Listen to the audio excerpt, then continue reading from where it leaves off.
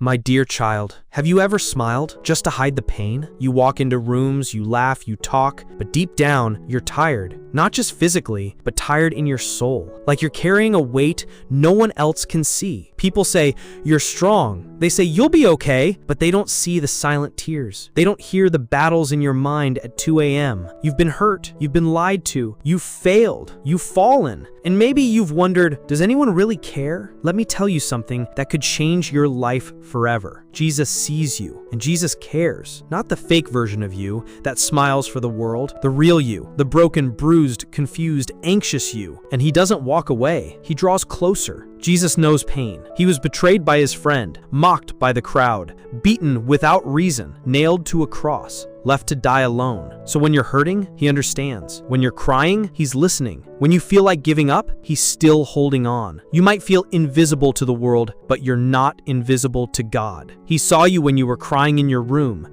He saw you when you thought about quitting. He heard the prayer you didn't even have the words to say. And even when you couldn't feel him, he never left. Maybe you've been chasing love, chasing acceptance, chasing peace in all the wrong places. But listen closely now. You don't need to keep running, because the one you've been searching for is Jesus, and he's not far away. He's right here waiting for you to let him in. He's not mad at you. He's not disappointed. He's not ashamed of you. He still calls you his child. And no mistake, not one, can separate you from his love. You were never created to carry this life alone. You were never meant to be your own savior. You were meant to walk with him, to rest in him, to live in his love. Come to me, all who are weary and burdened, and I will give you rest. So come with your broken heart, come with your regrets, come with your anxiety, your depression, your guilt. Come as you are and let him hold you. You are not alone. You are not forgotten. You are not unloved. You are still his, and he never left.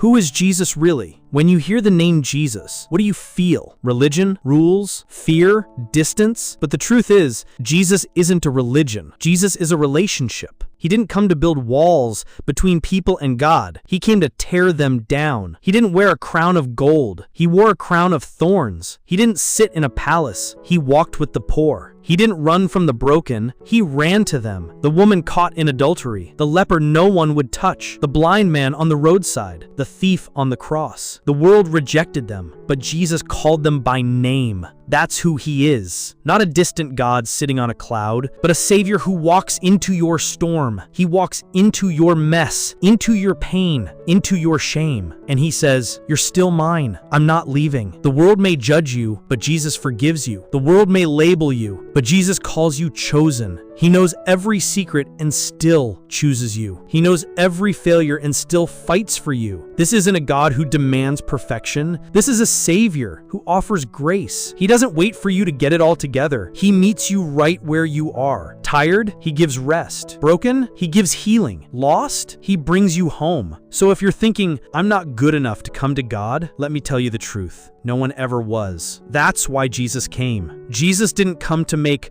bad people good. He came to make dead people alive. And through him, you can breathe again. You can live again. You can love again, because he is life. I am the way, the truth, and the life. He's not just a teacher, not just a prophet, not just a story. He's the Son of God, the Savior of the world, your healer, your hope, your forever friend. So if you've been searching, if your soul is tired, if your heart is aching for something real, you don't need another escape. You need Jesus, and he's been waiting for you the whole time. The cross was personal. They didn't just arrest him. They beat him. They spit on him. They mocked him. They shoved a crown of thorns into his head. They tore his back open with whips. They nailed his hands and feet to a cross, and he took it all without fighting back. He could have stopped it. He could have called down angels. He could have said, no more. But instead, he said, Father, forgive them. Even while they crushed him, he still loved them. Do you understand? He wasn't just dying. He was dying for you. He saw your face. He saw your pain.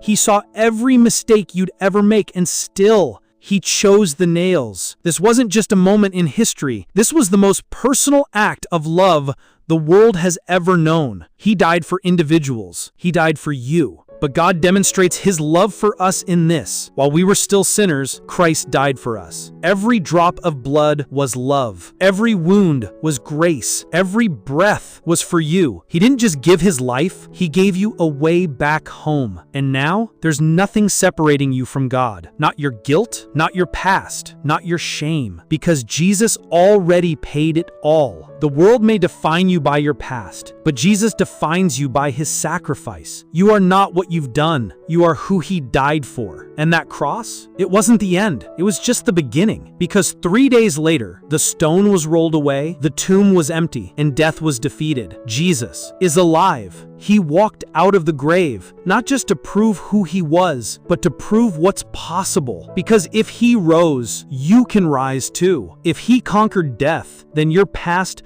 doesn't have the final word. Your addiction, your depression, your shame, none of it is stronger than Jesus. The resurrection wasn't just a miracle, it was a message. I am not done with you. You are not too far. You are not too broken. You still have a purpose. You see, Jesus didn't just rise from the grave. He rose so that you could rise with him. He rose so that you could walk in freedom, live with courage, speak with boldness, love without fear. If Jesus is alive, then hope is alive. Faith is alive. You are alive. The same power that raised Jesus from the dead lives in you. But maybe you don't feel alive. Maybe you feel numb, tired, forgotten. Here's the truth.